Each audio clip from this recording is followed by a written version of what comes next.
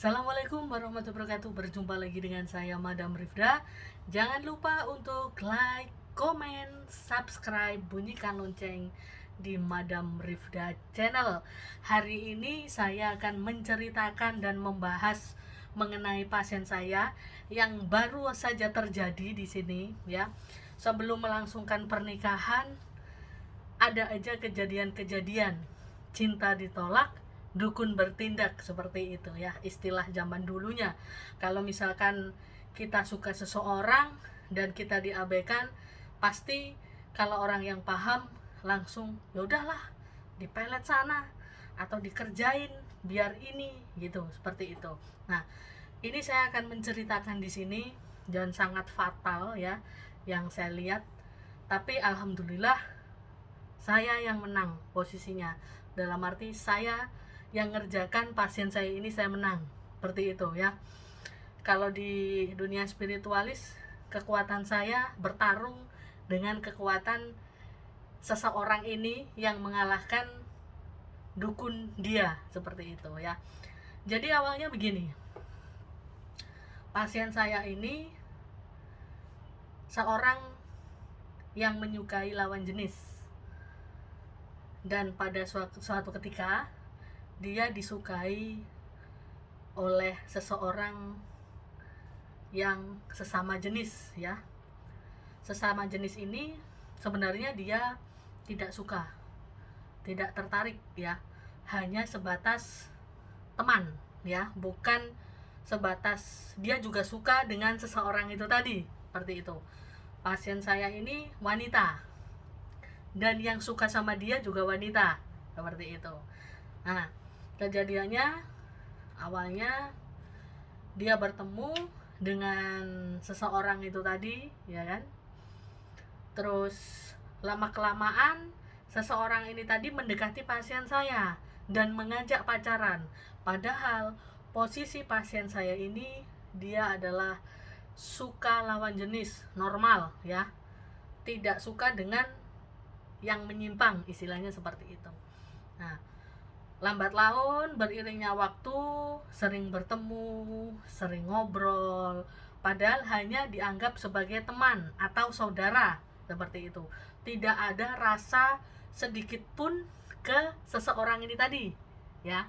Nah, terus itu katanya ketemunya di tahun berapa ya, sudah ada 3-4 tahunan lah ya kalau nggak salah, sampai si pasien saya ini melangsungkan pernikahan. Jadi awalnya itu mendekat, terus si cewek ini ngaku-ngaku kalau ada hubungan sama pasien saya, pacaran dan lain-lain, padahal si wanita ini didesak oleh keluarga besarnya karena sudah berumur. Kamu umur segini kok tetap belum ada pasangan hidup, seperti itu. Lah, si wanita ini sering main ke rumahnya, nginep lah di situ, sering seperti itu, sering. Nah, orang tuanya sama saudaranya di situ juga sempat curiga, tetangga-tetangganya juga sempat curiga, jangan-jangan si pasien saya ini seorang yang menyimpang, istilahnya seperti itu ya kan. Nah, terus sampai ditanya sama orang tuanya, sampai ditanya sama saudaranya, memang nggak ada hubungan sama sekali, dan memang dia suka laki-laki ya kan. Ini terus ngejar sampai bertahun-tahun ini tadi, si cewek ini pengen melepaskan, pengen dekat dengan seorang laki-laki, itu kayak nggak bisa terus, jadi paling dekat si laki-laki itu jauh, habis deket jauh, jadi kayak bosen lah melihat si pasien saya ini, seperti itu. Terus kok saya seperti ini, dia ceritalah semuanya ke saya, jangan-jangan kamu ditutup auranya sama si ini, saya bilang gitu, sama temen kamu, saya bilang seperti itu ke dia ya. Terus habis itu dianya bisa juga ya madam, kok saya setiap deket sama laki-laki itu memang awalnya deket, terus tahu-tahu menjauh, ada dikenalin sama temennya deket lagi, terus tahu-tahu dia yang bosan, atau laki-lakinya yang bosan. Seperti itu terus kejadiannya selama 3-4 tahun belakangan ini, ya kan. Sampai pada akhirnya pasien saya ini didesak keluarganya, orang tuanya, kamu kalau bisa tahun kemarin kamu harus menikah tahun ini, kalau enggak tahun depan, tahun ini tadi, ya kan. Dia bingung cerita ke saya, bagaimana ya madam, belum ada yang mendekati gitu. Nah kan sudah dia cerita, dia konsultasi ke saya, mulailah saya kerjakan. Dia posisinya masih berhubungan dengan seseorang ini tadi, ya, yang dianggap menurut seseorang ini tadi pacarnya, padahal bukan, ya kan. Nah habis itu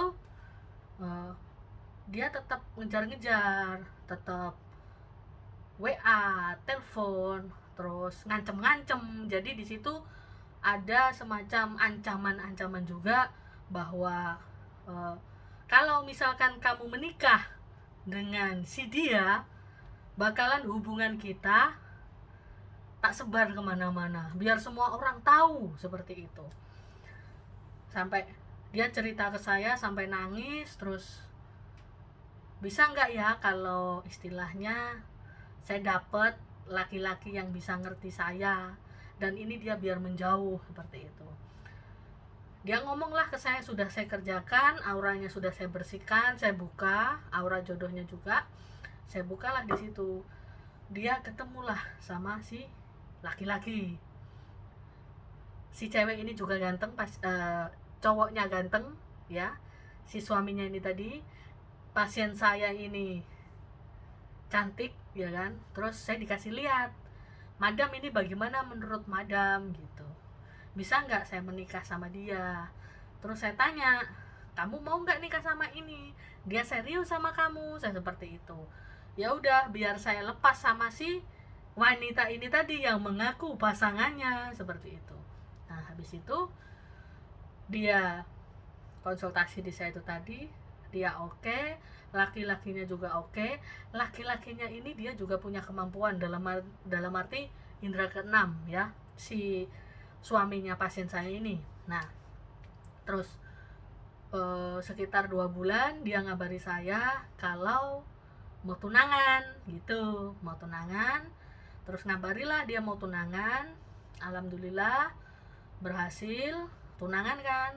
Tapi si cewek ini terus ngejar, terus buat ulah lah, dalam arti kalau kamu tetap menikah sama si itu, aku bakalan mati di situ, aku bakalan bunuh diri, aku bakalan ini itu, istilahnya biar si wanita ini tadi luluh dan tidak jadi menikah dengan calon suaminya ini tadi. Terus saya bilang, udah kamu lanjut, ini memang jodoh kamu, ini memang jalan kamu, saya bilang seperti itu. Kamu lanjut, nggak usah gimana-gimana, saya bilang seperti itu.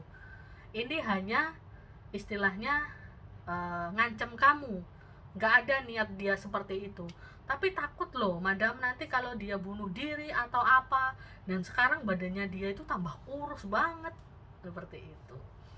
Udah, nggak apa-apa, itu gertakan saja, saya bilang seperti itu.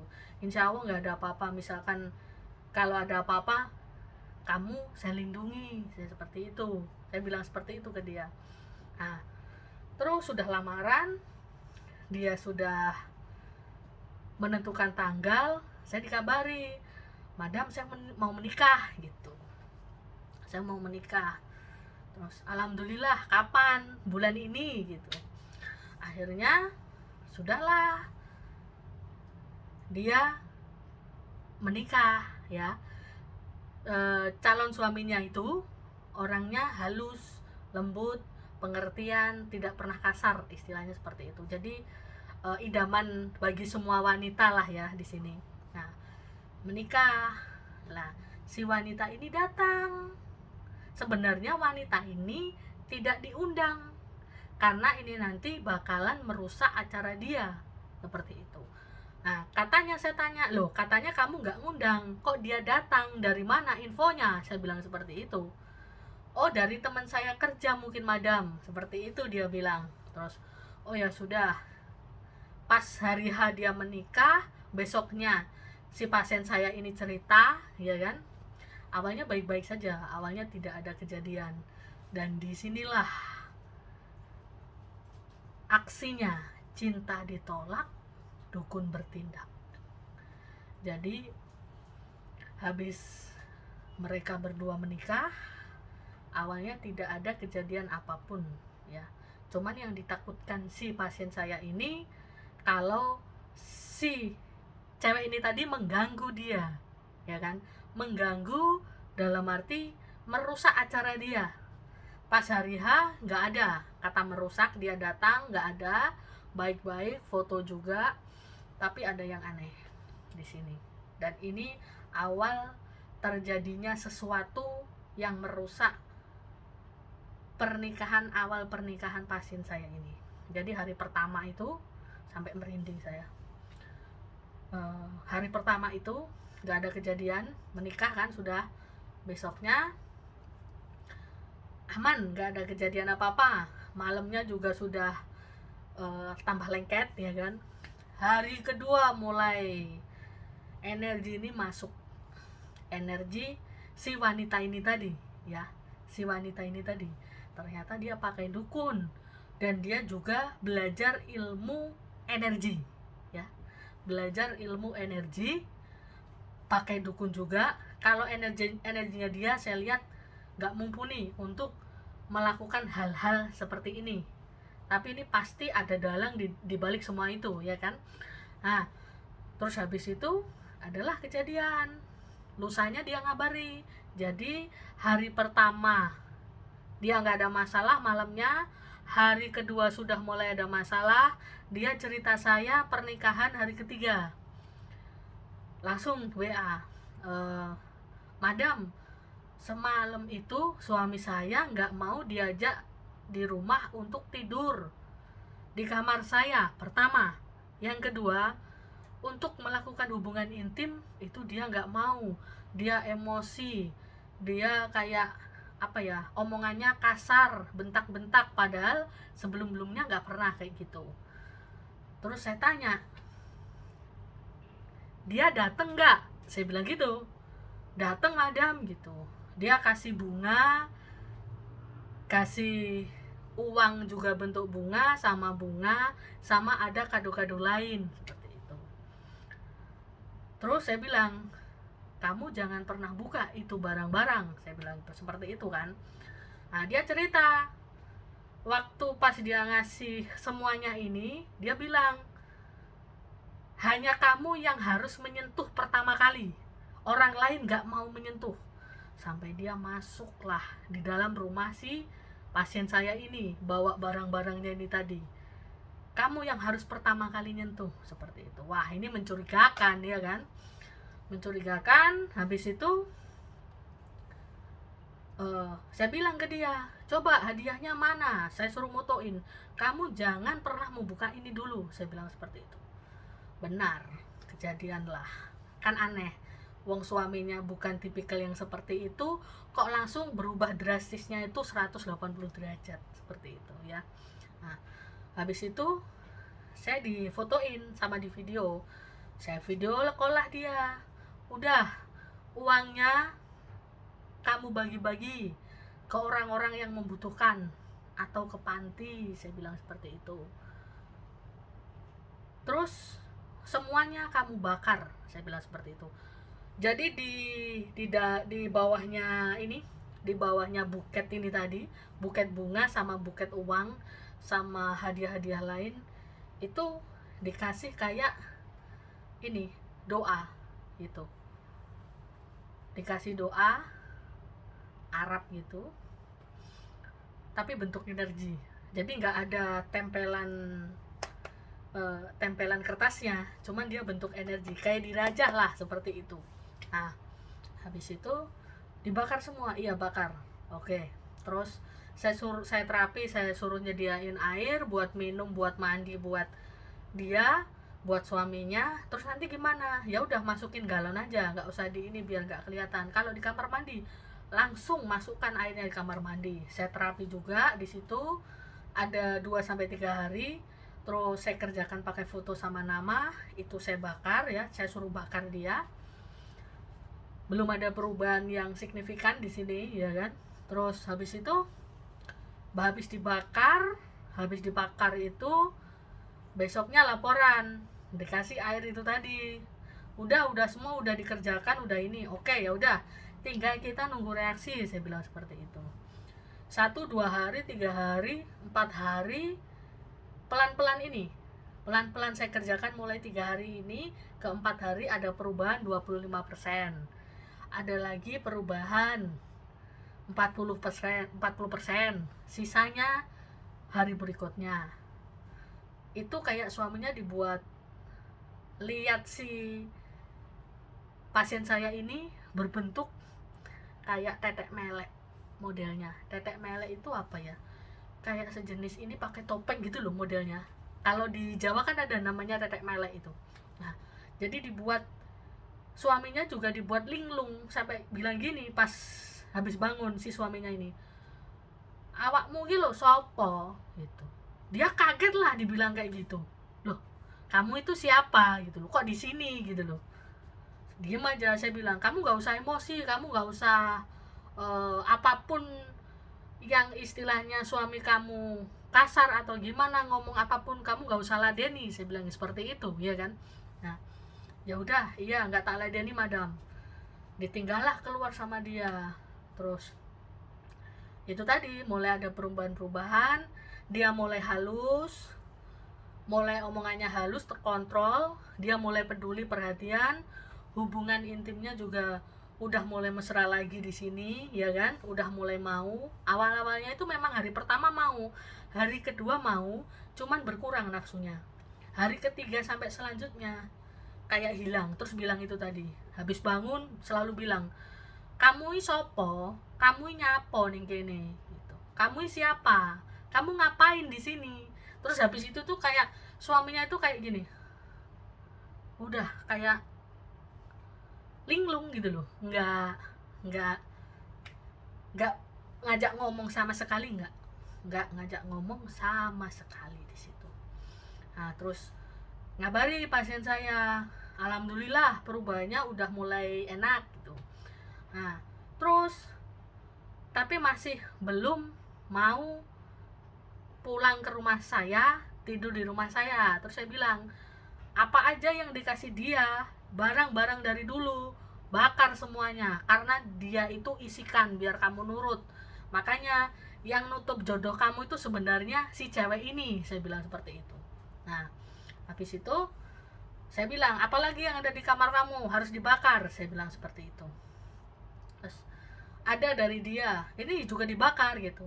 Barangnya ada sebuah barang yang nggak bakal saya singgung di sini ya. Saya suruh bakar gede barangnya. Udah bakar aja. Jadi jangan menyimpan barang apapun. Kamu dikasih barang dia dari dulu sampai sekarang itu mengandung energi negatif, saya bilang seperti itu ke dia. Oke madam, dibuanglah, dibakar. Sama dia dibakar, habis itu ya udah. Nah, terus hari-hari berikutnya semakin membaik, diajak ngomong enak, diajak ngomong keluarganya juga enak.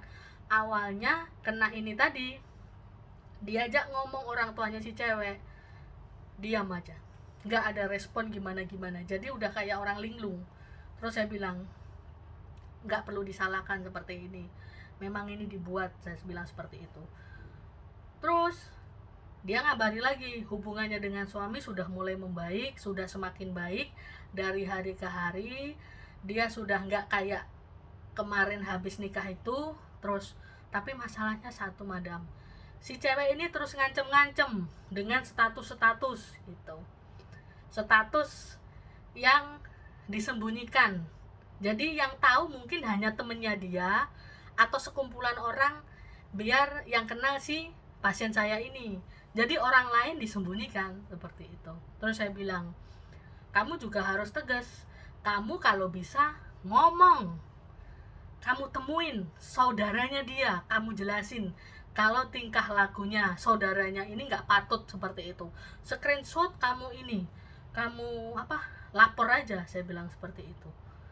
Terus ngancem-ngancem lah, dia taunya status ini dari mana? dari temennya dia kerja, seperti itu. Dia juga nggak tahu status ini isinya apa, wong disembunyikan, seperti itu. Jadi masih ada ancaman-ancaman seperti itu. Kalau untuk gaibnya, untuk dia ngerjain pasien saya dengan suaminya, alhamdulillah sudah mulai membaik, katanya. Terima kasih sama saya, katanya seperti itu. Udah seperti biasanya, tinggal ini nanti biar istilahnya si cewek ini berhenti meneror. Dan menerornya juga itu tadi tragis, mau bunuh diri, mau ini mau itu gitu, seperti itu. Dia takutnya wong dia nggak suka kok, dia orang normal, terus ini dia mohon maaf, dia ada kelainan, kan seperti itu, perbuatan menyimpang. Nah, makanya dia takut, nanti takutnya disebar kemana-mana, di ini di itu. Saya bilang nggak bakalan disebar, itu hanya gertakan dia. Kalau kamu tegas, kamu bisa lapor, saya bilang seperti itu. Jadi alhamdulillah sekarang sudah membaik semuanya, auranya suaminya juga sudah bagus. Awalnya udah kayak orang linglung, kayak ditempeli sesuatu di bagian sini, pundaknya sini itu. Jadi biar gak kenal sama pasien saya, istrinya dibuat buruk rupa lah istilahnya, seperti itu. Alhamdulillah sudah reaksi dan alhamdulillah semakin membaik. Saya senang, itu yang saya harapkan, pengerjaan saya seperti itu dan berhasil. Saya menolong seperti itu ya. Memang kadang-kadang ya itu tadi, bakal main semuanya kalau dia nggak ikhlas. Saya bilang seperti itu, kamu nggak usah takut, saya bilang seperti itu, nggak usah takut, ada Gusti Allah yang melindungi kamu, saya bilang seperti itu ke dia. Jadi nggak usah gimana-gimana, itu hanya gertakan. Yang penting suami kamu sudah sembuh, kamu dengan suami kamu sudah bersatu lagi, itu yang saya harapkan, saya bilang seperti itu. Itu sebagian cerita dari pasien saya yang nggak habis pikir ya. Yang namanya cinta pasti dia selalu ya udahlah dikerjain. Ya kalau dikerjain positif dalam arti sama-sama mempunyai suka lawan jenis, kalau kayak gitu gimana? Terus mainnya energi negatif, akhirnya dampaknya kan ke keluarganya juga, nggak ke dia sama suaminya, ke keluarganya dia juga kena gitu loh, ke dia juga kena, ke semuanya akhirnya kena, seperti itu. Jadi harus waspada, harus hati-hati, tetap menjalin komunikasi dengan pasangan kita, ngabari apapun, itu yang diperlukan ya. Itu sepenggal cerita kisah dari pasien saya. Terima kasih yang sudah subscribe, like, komen, bunyikan lonceng. Terima kasih banyak untuk semuanya saja, biar saya semangat untuk membuat konten-konten menarik di Madam Rifda Channel.